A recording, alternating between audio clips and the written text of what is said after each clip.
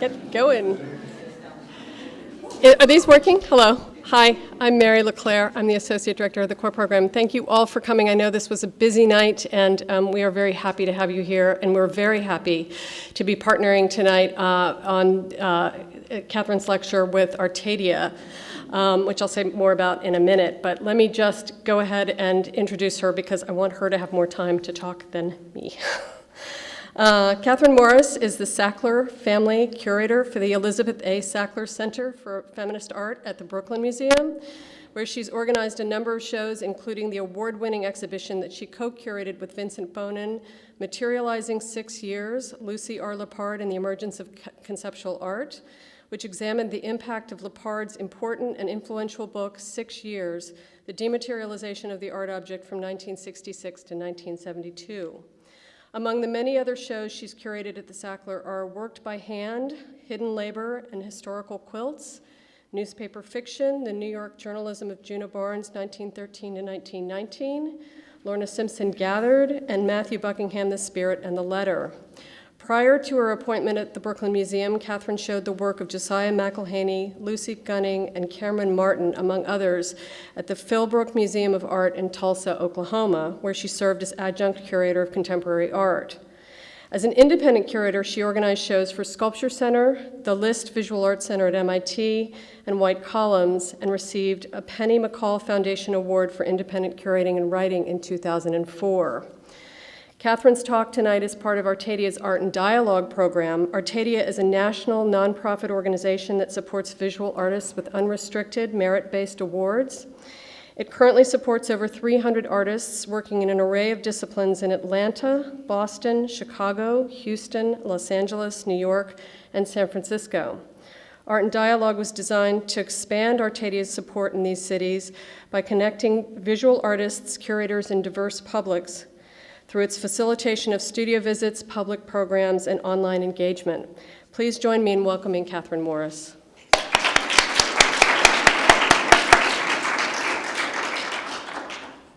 Thank you. I'm tall.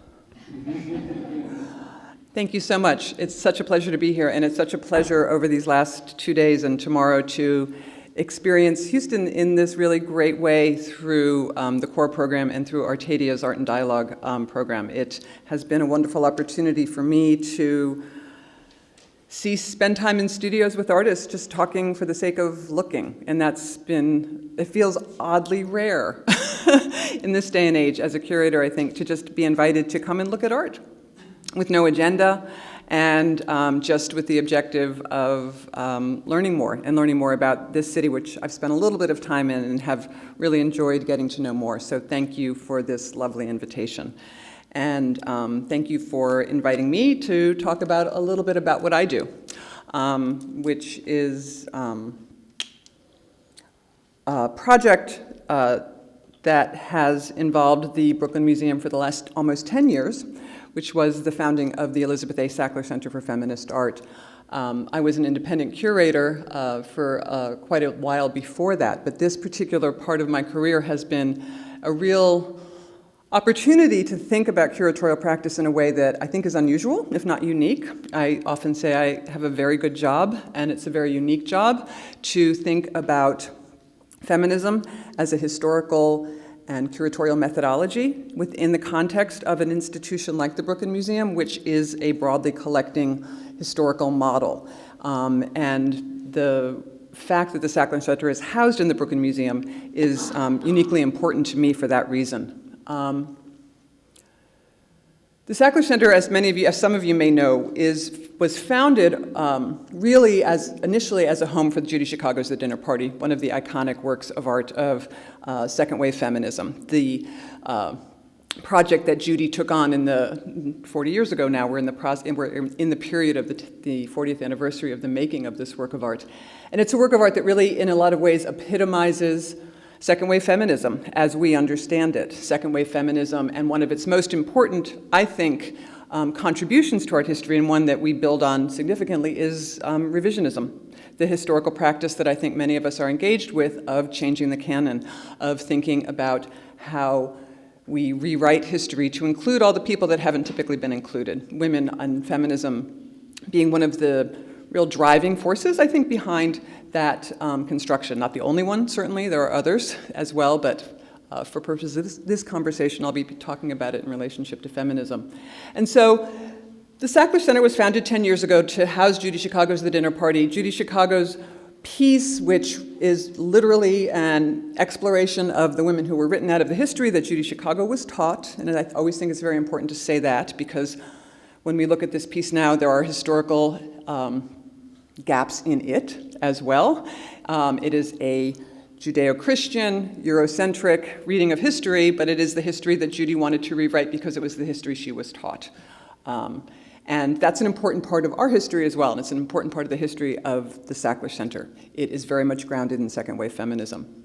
I juxtapose that here with an image of the Brooklyn Museum from 2013 in a project that we did with Suzanne Lacey. And I think this is a great juxtaposition because Suzanne Lacey studied with Judy Chicago at the Women's Building and is very much also part of the legacy of second-wave feminism. She represents a sort of performative, socially engaged practice that responds to Judy Chicago's work, sort of bringing it into the future.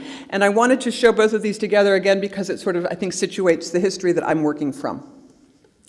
And the history that I'm working from is one that I think needs to be continually critiqued and continually reviewed. I think if a place like the Sackler Center is going to have long-term viability, it's important to be continually thinking about what its usefulness is. I think it's a very legitimate conversation to ask, how long do you need a Center for Feminist Art? What is the function of a Center for Feminist Art? One of the things I also like to say, in addition to the fact that the Sackler Center is in the Brooklyn Museum, which is very important to me, the other thing that's important to me is that it's not a center for women's art, a distinction that I feel is vitally important and adds to the viability of the Sackler Center in the long term. I think that what feminism means is something that we need to continue to discuss, and it does change. It has changed for most of us over the course of our lifetimes, and it needs to continue to change, and we need to be constantly thinking about what that means. I often say I don't think it's my job to convince anybody to be a feminist. I don't think it's my job to find the words to attach to feminism to make people feel comfortable with or to accept that word. I think that my job is to acknowledge that if you're alive in 2016 and you're looking at visual culture, you've been impacted by feminism. The way that you look at art has been impacted by one of the most important art historical movements of the last 50 years. And what does that mean? And so I see my job as an opening up of that discussion. And so I want to get to what we're doing right now. It's our 10th anniversary. We have a ginormous project unfolding around us. Please God. And I'm doing the first install next week. But I want to sort of tell you to go through two quick examples of two exhibitions I've done previously that maybe expand on what this idea means. If my focus is on talking about how feminism has impacted the way you look, I'm going to show two quick examples that maybe are sort of counterintuitive to that. The first is the show that was just mentioned, Materializing 6 Years, Lucy R. Lepard and the Emergence of Conceptual Art. I'm going to flip through slides very quickly now, so please excuse me. This is a project that is based on Lucy Lepard's amazing book, the title of which is here, all 68 words of it. If I had more time, I'd make us read the whole thing. And this is a book that Lucy wrote in 1968 as a kind of compendium of events. It's basically an annotated chronology of events that she saw literally coming across her desk as a critic. Every card, every calendar event, everything that happened that she kept in a pile. She's a pack rat. She sort of started to organize into this chronology as an attempt to describe what she saw unfolding around her at the time. It is not directly addressing feminism, according to Lucy. It actually predates Lucy's work as a feminist critic, for which she is probably best known. And if one were to think of a show about Lucy Lepard in a place like the Sackler Center, you might imagine we would do a show on feminism. I think it's more interesting in this context to talk about the fact that Lucy laid the groundwork for a certain kind of thinking about conceptual art that is extraordinarily prescient, and the context for which she is responsible for in a way that most women are not responsible for in the role of critics. Her role in the defining of the parameters of conceptual art in this particular book is extraordinary, so I wanted to point to that kind of activity on her part. And this would I'll just go through some quick images to explain a little bit about some of the points that we wanted to make conceptually. This is an installation shot. And on the left, what you see, that sort of mesh figure is a sculpture by Alice Adams, and it was included in a show that Lucy Lippard organized called Eccentric Abstractions, the first show that she ever curated. She called Eccentric Abstractions the most important piece of criticism she ever wrote, just as she called 6 Years, the book, the most important show she ever curated. So Lucy Lippard is a great example of thinking about how we function in the art world and pushing on those ideas. So in this case, we have Lucy really asking us to think differently about her role and her place in the evolving dialogue about conceptual art. And this is a very early show that she did. It was the first show she ever organized in 1966. And as you can see from the list of artists involved, she was already including significant amounts of very important women artists in her practice. Another example that I think is important is when I told Lucy I wanted to do the show, she had a couple of caveats. One was that she was not going to be the curator, which was fine with me. The other was that she didn't want to have her name on the show. We had to fight over that one, and we won on that count. And the third was that she really wanted it to be a show about this book, and that's what it is.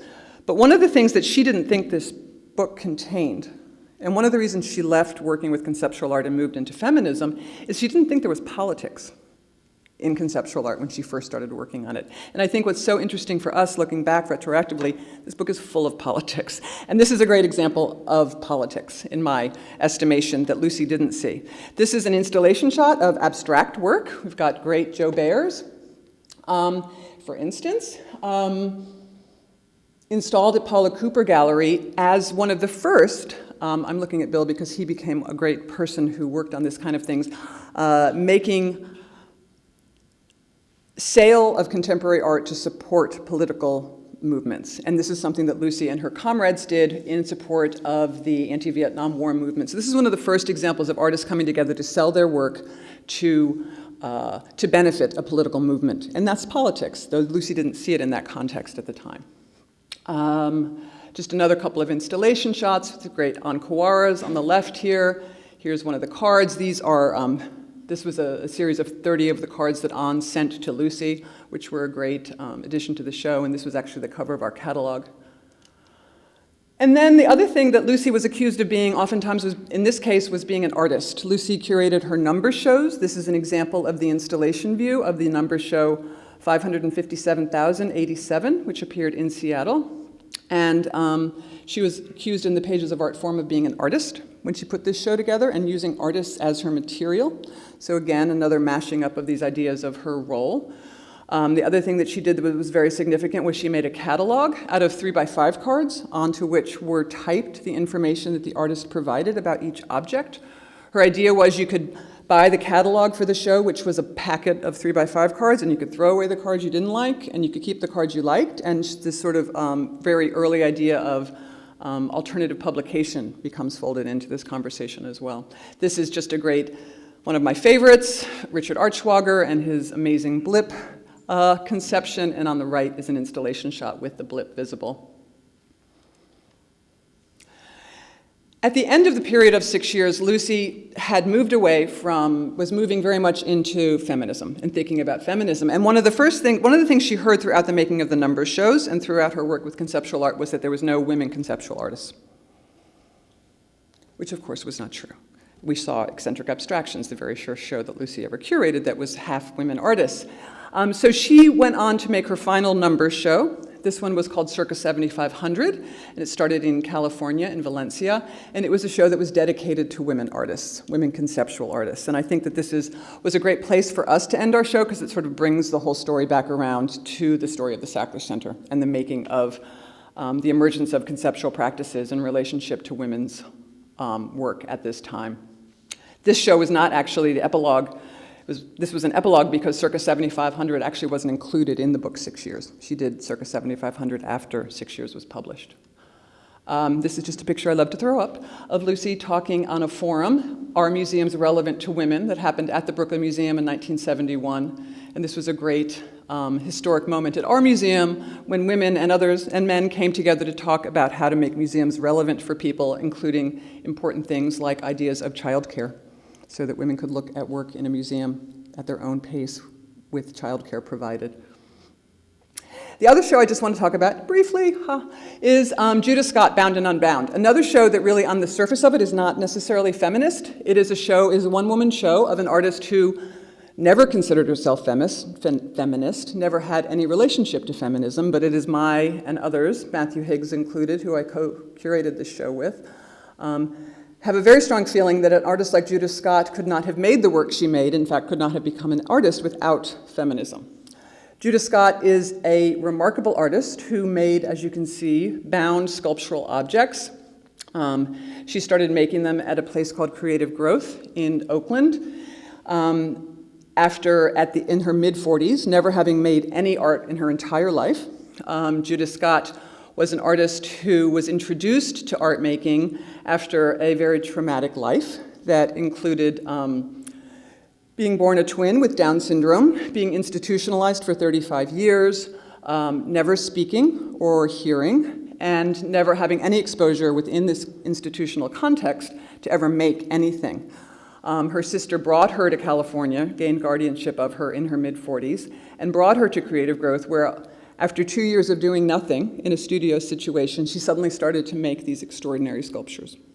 And it is our opinion that objects like this one, this amazing sculpture that Judith made out of paper toweling that she gathered up in the studio at Creative Growth when she couldn't find any other materials to work with, it was possible for Judith Scott to become an artist because in the 1960s, things like the civil rights movement, the gay rights movement, the feminist movement, and then the disability rights movement made possible a place like Creative Growth, where somebody like Judith Scott could come and become an artist.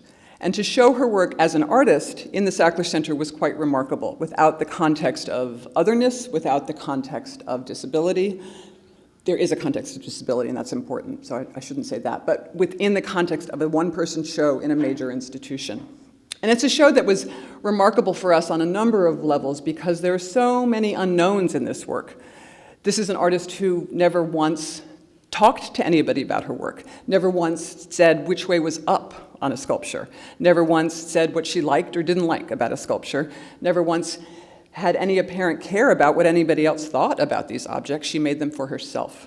And so as curators, to work with these completely wide open parameters was actually very intimidating and introduced a lot of really important discussions about otherness, about disability, about language, all of which I think fold into conversations that have to do with feminism as well and how we understand. I think it's true that because of feminism, because of Judy Chicago, because of our relatively newfound understanding of materials such as fiber as fine arts.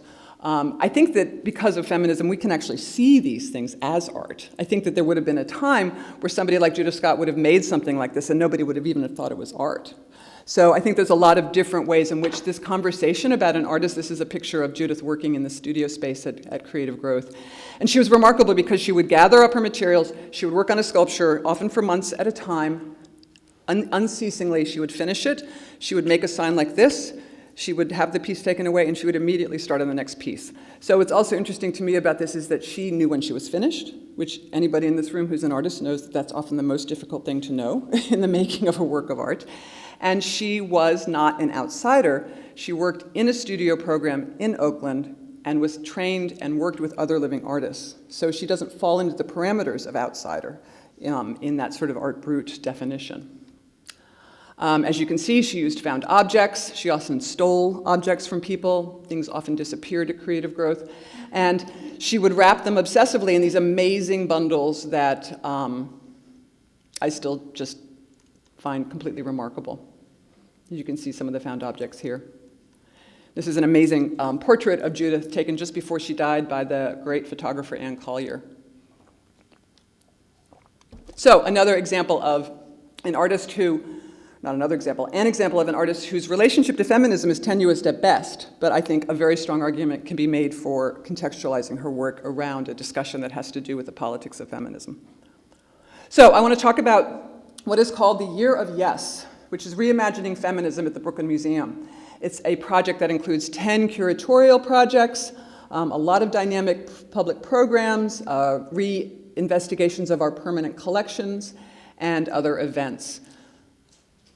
If the Sackler Center in the Brooklyn Museum, in my opinion, its presence in the museum makes everything else in that museum look different, the exercise then becomes, let's take over the whole museum. Let's explore feminism throughout the institution rather than focusing on it in a sort of discrete space, which is the Brooklyn Museum. A Year of Yes is a title that actually Nancy Spector, our chief curator, came up with, and I think it's great. It makes me think of Emily Royston and her great line. Emily Royston is an artist who is part of a group called LTTR, Lesbians to the Rescue. And she, when talking about the currency of feminism, famously said, it's kind of a classic line now, she said, we're not just protesting what we don't want. We're also performing what we want. And I think that this is an exhibition that kind of works in that context, performing what the future of feminism looks like and what we want in a positive, forward-moving way. I'm going to run really quickly through several of the projects that we're working on. And the first one that we're opening next week, or not opening next week, we're installing next week, is a show called Beverly Buchanan, Ruins and Rituals. And of all the shows that I'll be talking to you about right now, this is probably the most classic feminist show. It is absolutely a revisionist history. Beverly Buchanan is an artist who is very little known, but she has extraordinary things to say and to contribute to the history of feminism, to the history of land art, and to the history of conceptual art. And it's very exciting for us to be producing this exhibition. Beverly Buchanan is, this is a picture of Beverly with one of her amazing fristula sculptural objects. This is a diptych that she actually made herself. She took extraordinary photographs to document her own work. Beverly Buchanan lived and grew up in South Carolina. Her father was the dean of an architectural school at a college, so she spent a lot of time traveling with him in the South as a child and became very engaged in the idea of place, in the idea of biography, in the idea of sort of geographic history, geological history, personal history, histories that are written into land that aren't seen. And for a woman like Beverly to talk about that in the South as an African-American woman is very important in terms of architecture and in terms of how she understood the need to document lived experience. Beverly came to New York to go to medical school at Columbia University. She said that she decided one day that she'd always wanted to be an artist. She was always making things. And she said one day, I decided that I didn't want to be a doctor who painted. So she decided she had to become an artist. And it was a very difficult decision for her because her family was committed to her being a doctor. But she went on to become an extraordinary artist. She worked with Romare Bearden, Norman Lewis. She got a Guggenheim grant, she got NEA grants, she knew Lucy Lepard, she was embedded in the New York art world.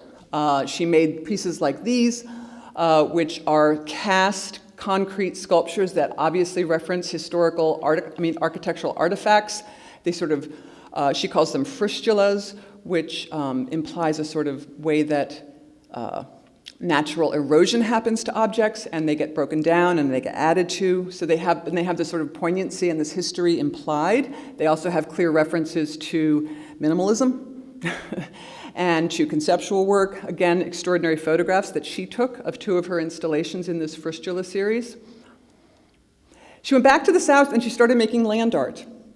And for me, the idea of Beverly Buchanan working in the South and making land art that really is about her personal history and imbuing land art with a sort of social politics is an extraordinary story that's not often associated with the history of land art. And that's why I'm very excited about this project. I think that she is an artist who, from this point forward, needs to be talked about if you're talking about land art. And it needs to be talked about in relationship to, as I said, lived experience, to politics, to cultural experiences that are specific to human beings that are not just earthworks in a desert, but personal responses to places and to sites where history has happened, even if it's not visible. She's very well known also for making these works that are called shacks that she made later in her life. She died a year ago in July, sadly, before our show opened, obviously, but she became very well known for making these in her relative way. These shack sculptures, which again respond to vernacular architecture that she studied, that she saw with her grandfather, who she called her father, who was her grandfather, and spent years in the South. She drove around a lot documenting them. She took people's stories down, so she thinks of these as portraits or biographies, and they come with these lists attached that are often telling the story of the person who made this house. She tracked down people who made houses and shacks, and she sort of documented them. So there's this extraordinary history that if you take these works out of the context of that earlier work, these start to look like outsider art to some degree, and they're often contextualized that way, which I think is an enormous mistake. And part of what this show wants to re-envision is how Beverly Buchanan's career really does. This is a performative piece she did, where she burned some of the shacks. It's a much broader career that requires a much broader art historical telling, and that's what's exciting about this show. She also had a great sense of humor and did amazing drawings and some very funny books. I should just say that show is being curated by an amazing artist named Park MacArthur and another young curator named Jennifer Burris. Anybody heard of this show?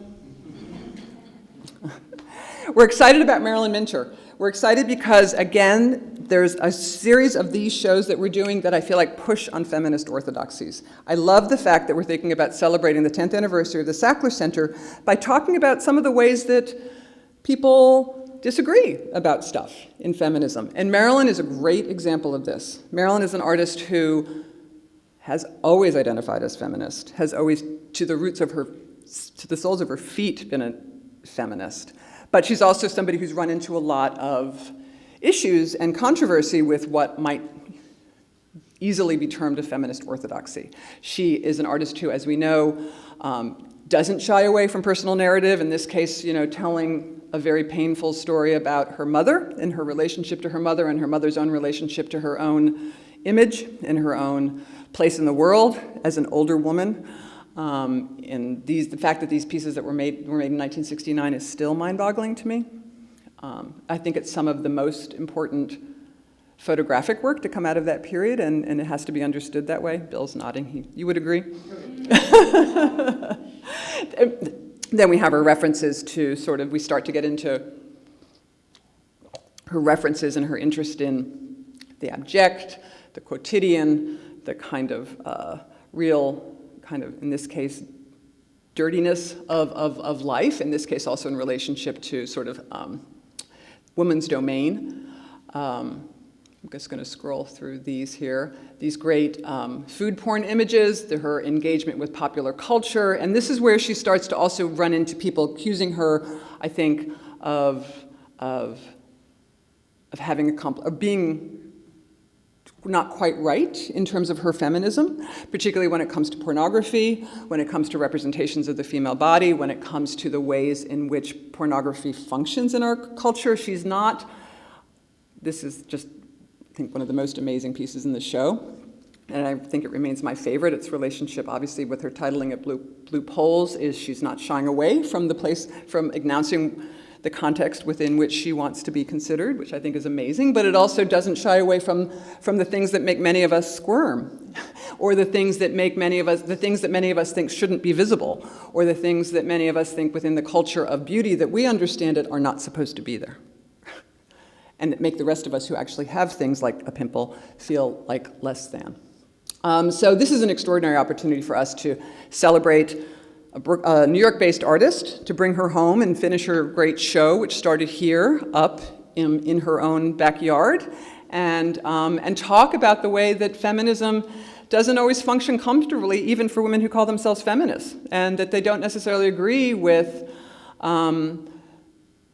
the in-your-face approach that Marilyn takes to things like pubic hair, which I think is amazing. The Plush series, as many of you may know, was a project that was commissioned by Playboy. So here you have a feminist artist accepting a commission by Playboy magazine. The commission was then rejected by Playboy magazine because they couldn't handle it. So Marilyn's the levels in which these things roll over on themselves with her is an extraordinary part of this story as well. Right, Bill? Yeah. Georgia O'Keeffe, living modern, maybe an artist you might expect to see in a year of feminist shows, right? Georgia O'Keeffe actually had her first one-person show at the Brooklyn Museum in the 1930s, so we like to play up on that history. Georgia O'Keeffe is also an artist who adamantly rejected the title of feminism. Apparently, Gloria Steinem made a pilgrimage to Georgia O'Keeffe's home in Abiquiu, and she would not see her. She adamantly refused the title of woman artist. She wanted to be an artist, and she spent her entire life fighting against that shunting, in her opinion. And I get that, but also I get that she is the last person who appears on the dinner party, and she is an artist who becomes part of a conversation about feminism for a lot of different reasons, and she doesn't get to write history. So every time I talk about her in relationship to the dinner party, I do think she's probably rolling over in her grave. And to further that, there's a big show of Georgia O'Keeffe's up now at the Tate, which is a more standard monographic show. Our show is not a monographic show. Our show actually, counter perhaps to what people might think a feminist institute should be doing, it's a show actually about the way she fashioned her own identity throughout the course of her life. And we focus a lot on her clothing because she left her clothing to the Georgia O'Keeffe Museum as part of her estate. And she spent decades developing her persona and how she appeared in the world. Most people probably think of her persona as being fashioned by Stieglitz with his amazing photographs of her. But as you can see early on, before she knew Stieglitz, she was already fashioning herself in a very specific way, as you can see here from her high school yearbook, where she's very clearly standing alone and positioning herself outside of the norm with this a girl who would be different in habit, style, and dress, a girl who doesn't give a cent for men and boys still less. The other thing she did in this period is, this was the period of the Gibson girl, and she would have this habit of taking all the ruffles off her clothes. So her impulses towards minimalism in the way she presented herself and the way she lived her life are extraordinary from very early on. So this is a show that encompasses photographs. This is another early photograph of her in an extraordinary outfit. She made many of her own clothes throughout her life. She obviously positioned herself in the way that she posed for pictures, how she was very aware of a camera at all times, and she was very careful about the photographers she invited into her life. This is an example of a piece of clothing that she made for herself. In the mid-1930s, she was an extraordinary seamstress. She commissioned clothing. She commissioned men's clothing that she often wore, or she commissioned clothing for herself from men's makers. And as I said, she left all of this to the O'Keeffe Museum. So it's clearly in her mind part of her legacy that she needs to be addressed. So it's also an interesting and different way for us to approach that. I love this photograph because this is not an O'Keeffe that you typically see, a sort of flirting, sort of grinning O'Keeffe. I just think it's a great photograph. A couple more images of her later in her life, of some of the typical things she wore. She had a very strong interest in Asian styling. She wore a lot of kimonos. She had very strong opinions about minimalism and jewelry and design. This is an example of one of the dresses that she had made in multiple colors, and she wore a lot. The belt, as you'll see, is a belt that she also had made and wore often, as is this very lovely Calder pin that she wore vertically, typically. A couple of great pictures of her, again, in these minimal outfits. She's also wearing the same belt here. So she knew exactly what she was doing. She loved these Ferragamo shoes. She had these Ferragamo shoes in so many colors. I love these Ferragamo shoes. And there will be paintings. There will be paintings that also describe and relate to the way that she dressed and she conceived of herself. So this example of a black place, number 2 from 1944, that you then see her sort of positioning herself in relationship to from this photograph from 1980. And we end with her as, in her later years, as an icon that people still talk about and go back to as a sort of fashion icon. Here you have Andy Warhol and a photograph that would appear in Interview magazine. Here we have an earlier picture of her from life already in the 1940s. She's being sort of positioned in this way as this iconic person. The Feminist Art Journal writing about her in 1973, even though she's not a feminist. And then you have 2011, people like Calvin Klein and other designers who continually sort of go back to this reference of O'Keeffe as an iconic sort of design figure. And we're not even getting into her architecture and her design so much, but you certainly could, because that's part of it as well. I want to end with, I think, what is a really exciting show that we're working on called We Wanted a Revolution, Black Radical Women, 1965 to 1985, a show I'm co-curating with Rujeko Hockley, who's the Assistant Curator of Contemporary Art.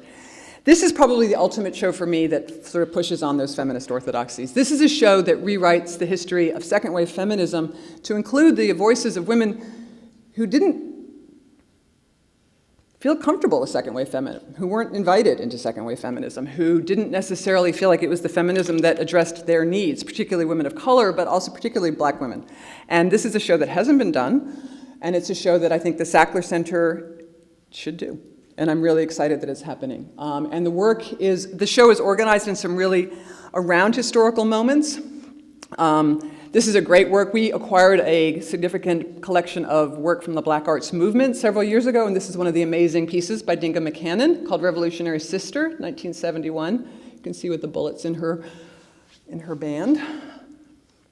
We also have this great J. Jarrell urban wall suit from 1969, made during the Black Power movement and reflecting the Chicago emergence of Afri-Cobra.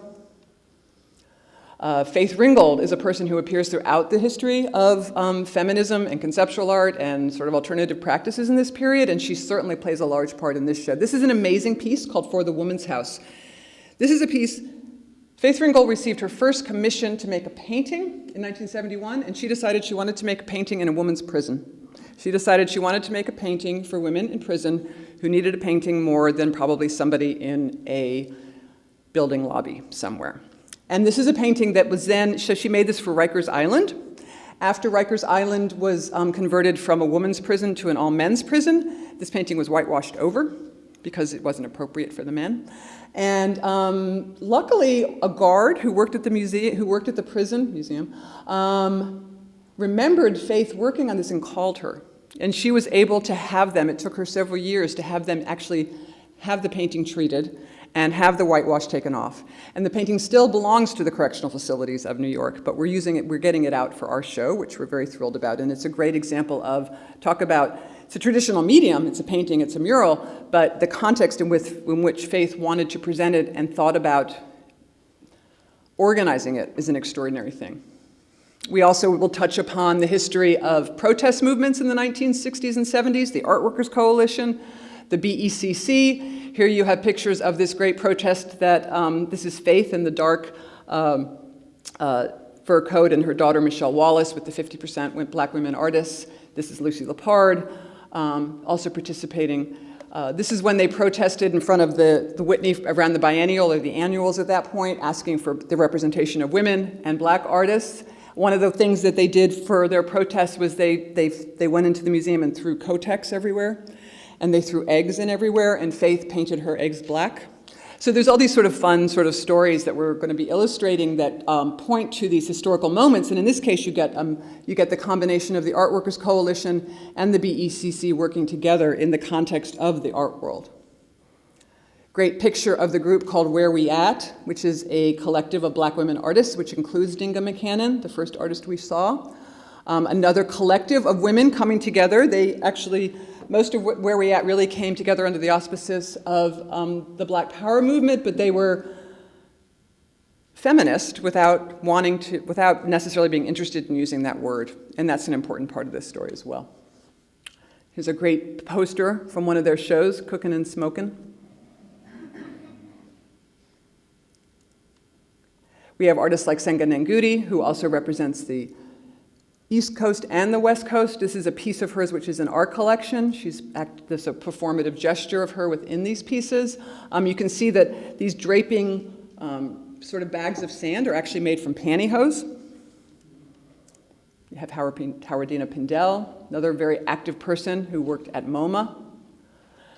We will talk about racism and publications like Heresies Magazine, who found themselves often at odds with women who wanted to participate in the publication but felt left out of the dialogue. We have a great series of letters an exchange between the Combahee River Collective, the Black lesbian collective founded in Boston, writing to the members of Heresies when they published their lesbian issue, which included no women of color. And so there's all of these conversations going on about the ways in which feminism, multiple feminisms arise and in the 1960s and 70s, and it's not a single monolithic event. Here's this great Lorraine O'Grady, Mademoiselle Bourgeoisie Noire. We will have the dress. This is a great picture on the right of her at Just Above Midtown, David Hammons. And Just Above Midtown, a very important gallery, functions into this story enormously. Linda Good Bryant, the founder of Just Above Midtown. In a lot of ways, I'm thinking about how do you present Just Above Midtown in the way that we kind of handled the 6 Years book. It's an art project. David Hammons famously told Linda over and over again that she was an artist using their art to make her own art. So it's an interesting project for us curatorially that way. These are two great pieces of ephemera we just found last week in the Just Above Midtown archive. On the left is this amazing piece that Marin sent to Linda, and as you can see, what she's written on the bottom here, it's a review in which she's juxtaposed with Betty Saar. She said, "I resent being compared to Betty on the basis of race and sex. It's a way to keep us in our place." And that's a very important discussion for us to be having in relationship to this exhibition, in relationship to the Sackler Center, and in the relationship to why we're doing a show of and this is not a show actually of all women artists. We do have some of the Black Power, some of the Black Arts Movement work from our collection that addresses, by male artists, addressing the idea of the revolutionary sister. And then on the right here we have this great letter from Senga. "Dear Linda, please send more business cards to the gallery. Also, please send any old nylons, pantyhose that you can get from anybody there. This will definitely help the cause. Love, Senga." We also address the intersectionality that starts to emerge in this period as well. We have Anna Mengietta, particularly in relationship to the exhibition she curated at AIR Gallery called The Dialectics of Isolation. It's a show in which she really addressed the issue of third world women within the context of another, largely white collective, the AIR collective. Beverly Buchanan was included in the Dialectics of Isolation, so she is also in this show. So we sort of fold back to Beverly at the end here. And we have Howardina Pindel's great video installation piece that she did for the Dialectics of Isolation called Free, White, and 21. Which she was also got a lot of pushback on. Just another great performative piece of Marin's. And we bring it up to 1985, so we are able to include people like Lorna Simpson and Carrie Mae Weems, who at the moment in the mid-'80s sort of starts the transition from sort of political action as a direct action kind of experience and more of the theorizing around race and gender and identity that starts happening in the mid-'80s. And so we sort of bring it up to that moment, which I think is very important as a part of this story. And I just want to end with this great image of an interview that I think everybody should read, and we're reproducing in a catalog that we're making. It's a conversation between James Baldwin and Audre Lorde, and it is published in Essence magazine in 1984. And it is a very direct and often painful conversation between these two amazing intellectuals about their communities and how their communities function in relationship to feminism and in relation to queerness. And it sort of is actually one of the pieces that really sort of got this show going in terms of having an honest conversation about how, in this case, feminism worked for some people and didn't, and what it has to look like now. So I'm very happy to think about us, as I said, celebrating the 10th year of the Sackler Center at the Brooklyn Museum by having a conversation that is painful for a lot of people, but important for thinking about what the future of feminism might look like. Okay, that's it. I'll leave. This is good company to leave up if you have any questions or thoughts or criticisms. Or hold the criticism. We're given where feminism is today, and since the cultural anxiety around new visibility for trans people and the history of feminism in the trans community, you must have crossed at least a few hurdles about what happens when trans women or trans men are included or left out of feminist discussions. Has it come up yet, or? Well, I think it's one of the most important dialogues for us to be having in relationship to the future of feminism. I think if we're talking about a future that many of us, or many people that I know, seem to be envisioning, in which obviously gender is something that is malleable and needs to be more malleable, then how feminism functions in relationship to that is vitally important. It's interesting, there are ways in which we talk about queering in relationship specifically to a lot of this stuff. There's nothing in this year that actually focuses on trans identity, and I think that's a problem. There is, interestingly, a small aside, we do have one of our historical projects, which is in our Egyptian collection, which has to do with the use of shifting pronouns on sarcophagi in ancient Egypt, which is fascinating to me because people have been having problems with pronouns for a long time, apparently. And it's fascinating. And in this case, it's about the fact that, as it turns out, women Egyptologists figured out, after decades of male Egyptologists just figuring that these transcriptions were like typos, they actually had, now the thinking is that what actually happened is that in order for a woman to make it into the afterlife in ancient Egypt, she had to temporarily become a man. Because in Egyptian mythology, men give life, women carry it. So in order to give life to themselves into the afterlife, women have to temporarily become men. And so on sarcophagi, there's this moment at which pronouns change and colors change to sort of fool, or so, I don't know if it's fooling so much as it's actually maybe that there is a transition. There's a gender change that happens in order to make it into the afterlife as a woman. So that's one interesting example, but I think it's one of the couple of most important conversations we have to have about the future of feminism, for sure. Any other questions? Oh, come on. I just have a quick question. I'm just curious about the earlier numbers show whether they included women conceptual artists. I mean, and sort of what that was the whole reason for doing the Circa 7500. Yeah, but I'm just wondering if her own shows. The number shows have a lot less women. Yeah. It's true.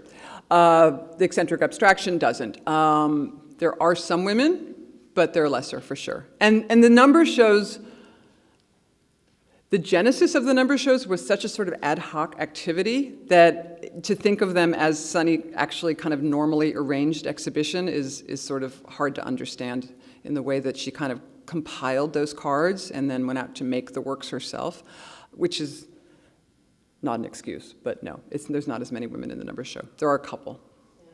Yeah. Right.